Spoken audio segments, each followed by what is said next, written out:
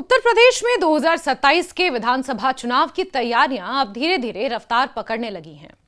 सत्ता में हैट्रिक लगाने की कोशिश में जुटी भारतीय जनता पार्टी ने समाजवादी पार्टी और उसके नेता अखिलेश यादव के खिलाफ अभी से अपनी चुनावी रणनीति को धार देना शुरू कर दिया है। 2024 के लोकसभा चुनाव में अपेक्षाकृत कमजोर प्रदर्शन से सबक लेते हुए बीजेपी इस बार ऐसी कोई गलती दोहराना नहीं चाहती जिसका सीधा असर चुनावी नतीजों पर पड़े। यही वजह है कि पार्टी का सबसे ज्यादा फोकस बूथ स्तर पर संगठन को मजबूत करने और कमजोर कड़ियों को समय रहते दुरुस्त करने पर है। बीजेपी ने इसके लिए एक व्यापक बूथ चक्रव्यूह तैयार किया है, जिसका मकसद चुनाव से पहले संगठन को जमीन के सबसे निचले स्तर तक सक्रिय करना है। 2024 के लोकसभा चुनाव में उत्तर प्रदेश बीजेपी के लिए उम्मीद के मुताबिक नतीजे नहीं आए थे। 2019 की तुलना में पार्टी के प्रदर्शन में गिरावट देखने को मिली और कई ऐसे क्षेत्र सामने आए जहां मजबूत माने जाने वाले संगठन के बावजूद बूथ स्तर पर अपेक्षित प्रदर्शन नहीं हो सका। पार्टी के भीतर चुनावी समीक्षा के दौरान बूथ मैनेजमेंट और कार्यकर्ताओं की सक्रियता से जुड़े मुद्दों पर भी मंथन हुआ। अब बीजेपी इस अनुभव को 2027 के विधानसभा चुनाव में अपनी ताकत में बदलने की कोशिश कर रही है। पार्टी की रणनीति का पहला बड़ा हिस्सा बूथ सम्मेलनों से जुड़ा है। बीजेपी की योजना प्रदेश की सभी 403 विधानसभा सीटों में अगले 6 महीने के दौरान अलग अलग ब्लॉक स्तर पर बूथ सम्मेलन आयोजित करने की है।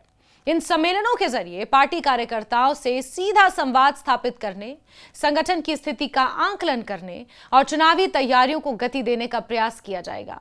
बीजेपी मानती है कि विधानसभा चुनाव में जीत का रास्ता बूथ से होकर निकलता है। इसीलिए पार्टी संगठन को केवल जिला या विधानसभा स्तर तक सीमित रखने के बजाय बूथ लेवल तक सक्रिय बनाए रखना चाहती है। बीजेपी का विशेष ध्यान उन बूथों पर भी है जहां पार्टी की स्थिति कमजोर है या जहां उसे विपक्षी दलों का प्रभाव ज्यादा दिखाई देता है। ऐसे बूथों को चिन्हित कर वहां दूसरे मजबूत शक्ति केंद्रों से कार्यकर्ताओं को जिम्मेदारी देने की रणनीति बनाई जा रही है। इसका मकसद केवल चुनाव के समय इन बूथों पर सक्रिय होना नहीं, बल्कि लंबे समय तक संगठन की मौजूदगी बनाए रखना है। पार्टी कमजोर बूथों पर लगातार संपर्क, स्थानीय मुद्दों की जानकारी और मतदाताओं के साथ संवाद को अपनी रणनीति का अहम हिस्सा बना रही है।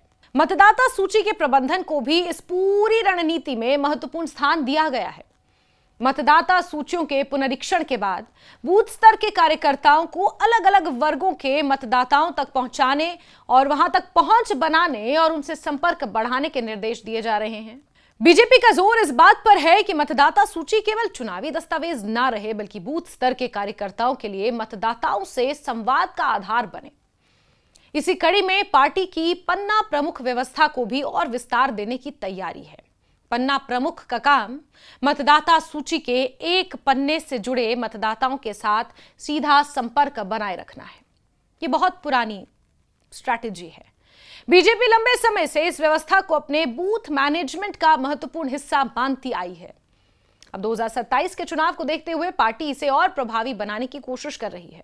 मकसद साफ है कि चुनाव के दौरान पार्टी का संदेश केवल बड़े नेताओं की रैलियों तक सीमित ना रहे, बल्कि प्रत्येक मतदाता तक संगठन के कार्यकर्ताओं के माध्यम से पहुंचे। संगठन की सक्रियता को कागजों से जमीन तक लाने के लिए बूथों के भौतिक सत्यापन पर भी जोर दिया जा रहा है। मंडल प्रवास और प्रत्यक्ष सत्यापन के जरिए यह देखा जा रहा है कि बूथ समितियां सचमुच में सक्रिय हैं या केवल रिकॉर्ड में मौजूद हैं। प्रदेश पदाधिकारी जिलों में, जिला पदाधिकारी मंडलों में और मंडल पदाधिकारी बूथ स्तर पर जाकर संगठन की वास्तविक स्थिति का जायजा ले रहे हैं। इन दौरों की रिपोर्ट प्रदेश कार्यालय तक भेजी जा रही है ताकि कमजोरियों को समय रहते दूर किया जा सके। 2027 के चुनाव से पहले बीजेपी के केंद्रीय और प्रदेश स्तर के पदाधिकारी, साथ ही सरकार के मंत्री भी अलग अलग मंडलों और बूथों पर प्रवास करेंगे। इसके पीछे मकसद संगठन और सरकार के बीच सीधा संपर्क मजबूत करना और स्थानीय स्तर पर मौजूद समस्याओं को समझना है। पार्टी चाहती है कि वरिष्ठ नेता केवल चुनावी मौसम में कार्यकर्ताओं के बीच ना दिखाई दें, बल्कि चुनाव से काफी पहले से ही जमीनी संगठन के साथ लगातार संपर्क में रहें। बूथ स्तर पर टिफिन बैठकों की योजना भी इस रणनीति का ही हिस्सा है। इन बैठकों में बूथ अध्यक्ष, पन्ना प्रमुख और अन्य स्थानीय कार्यकर्ता एक साथ बैठकर भोजन करेंगे और संगठन से जुड़े विषयों पर चर्चा की जाएगी। बीजेपी के लिए ऐसी बैठकें केवल संगठनात्मक कार्यक्रम नहीं होती, बल्कि कार्यकर्ताओं के बीच आपसी संवाद और तालमेल बढ़ाने का माध्यम है। पार्टी का मानना है कि जब बूथ स्तर का कार्यकर्ता सक्रिय और उत्साहित रहेगा, तभी चुनावी रणनीति को वास्तविक रूप से जमीन पर उतारा जा सकेगा।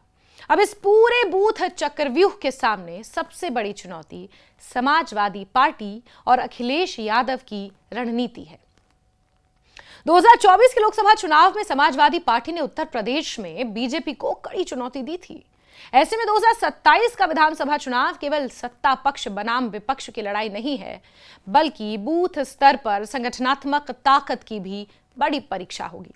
बीजेपी अपने मजबूत संगठन को और मजबूत करने की कोशिश कर रही है, जबकि अखिलेश यादव के सामने इस रणनीति का जवाब तैयार करने की चुनौती होगी। आखिरकार चुनावी मैदान में जीत केवल बड़े नारों, रैलियों या राजनीतिक समीकरणों से तय नहीं होती। बूथ पर मौजूद कार्यकर्ता मतदाता से उसका सीधा संवाद और संपर्क और मतदान के दिन संगठन की सक्रियता भी नतीजों को प्रभावित करती है। बीजेपी ने 2024 की कमजोरियों से सीख लेकर 2027 के लिए अभी से बूथों की घेराबंदी शुरू कर दी है।